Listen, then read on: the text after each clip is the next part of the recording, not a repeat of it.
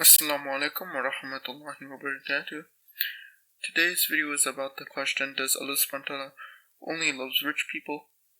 Before I begin, please subscribe and inshallah you'll get good deeds for it.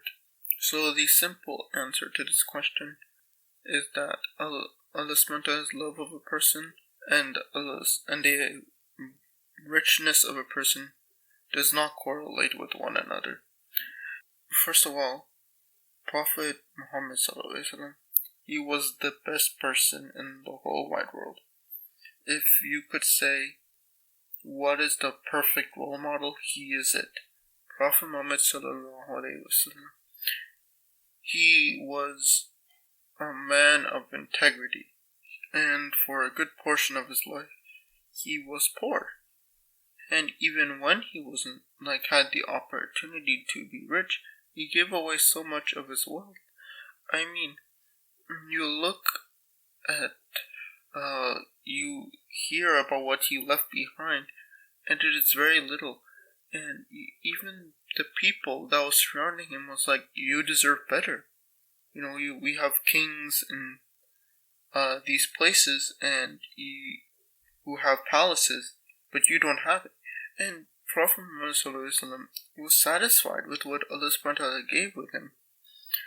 And when you look at this, you see that the best man, you could say the best person in the whole wide history of mankind, he was a man who was not always rich.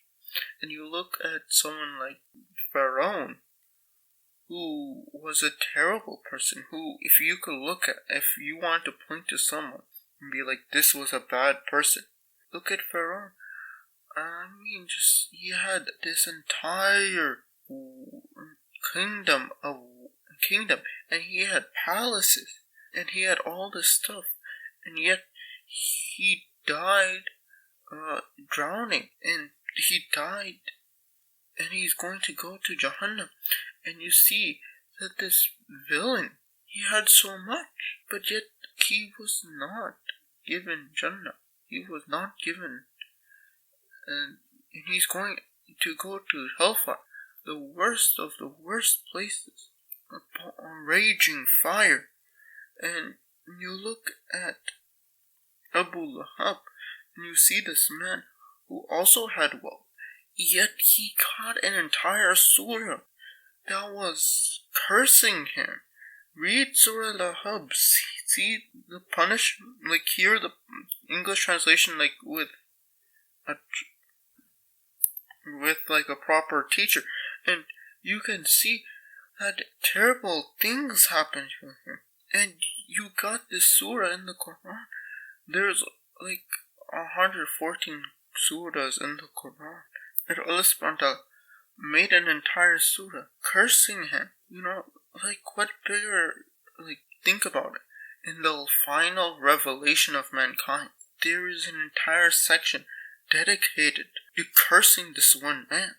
And you will hear children who will say these curses about him, this dark things about him, and it'll be in the Quran. And it is subhanallah, Allah subhanahu wa ta'ala, he is so powerful that he can make these things happen.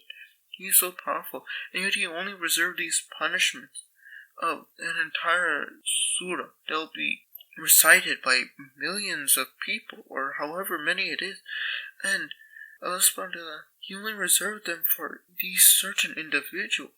And when you think about that, you remember that alhamdulillah, he has not cursed us with this, that he's telling us telling us these stories of these people.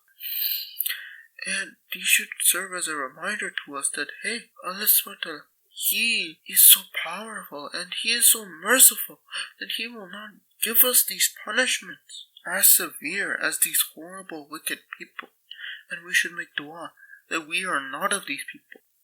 We should make dua that whatever wealth we get. I want to clarify something real quick, actually. Wealth is not necessarily a bad thing. It's only just another thing that we can misuse or use. Allah subhanahu wa ta'ala, he gave certain Sahaba wealth, and those Sahaba would dedicate portions of their wealth to sadaqah. you hear this story about one of the companions who gave 50% of his wealth, and subhanAllah, Allah subhanahu wa ta'ala, He can bless someone by giving them wealth, but He can also curse them with the same wealth. So we should remember that wealth is not related to how much Allah subhanahu wa ta'ala hates or loves you. What matters is our actions. May Allah subhanahu wa ta'ala please forgive us and give us guidance, and may Allah subhanahu wa ta'ala help us and make sure that our wealth benefits us. Assalamu alaikum warahmatullahi wabarakatuh. Jazakallahu khairan kaseer for watching. Please subscribe and inshallah you will get good deeds for it.